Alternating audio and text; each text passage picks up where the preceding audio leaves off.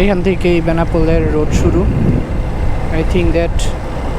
আর কিছু দূর সামনেই আপনারা বর্ডার দেখতে পাবেন, বাংলাদেশ ইন্ডিয়ার বর্ডার, যেটা হচ্ছে বাংলাদেশের শেষ সীমানা। ওই যে পতাকাটা দেখা যাচ্ছে, মানে গাছটার পরে, ওইটার পর থেকে হচ্ছে ইন্ডিয়া।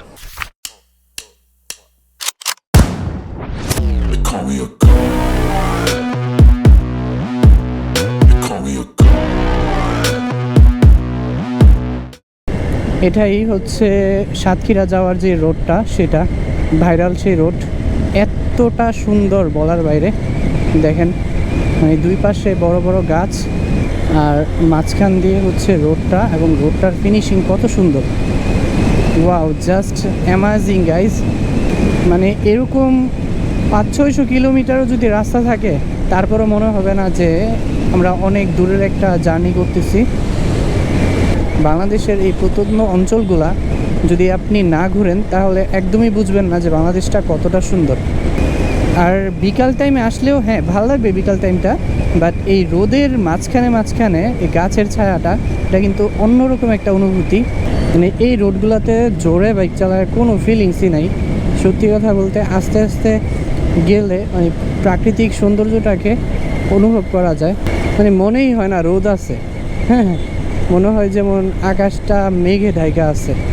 আর এই রোডের মেঘগুলো হচ্ছে এই গাছ। আমরা এখন বেনাপোলের রোডে ঢুকে গেছি, যদিও আমি ফার্স্ট টাইম আসছি এই রোডে। আপনার আগমনে আমরা সম্মানিত। বেনাপোল আমাদের অহংকার। মেয়র বেনাপোল পৌরসভা।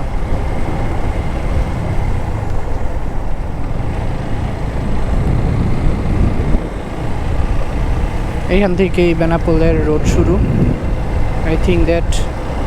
আর কিছু দূর সামনেই আপনারা বর্ডার দেখতে পাবেন, বাংলাদেশ ইন্ডিয়ার বর্ডার।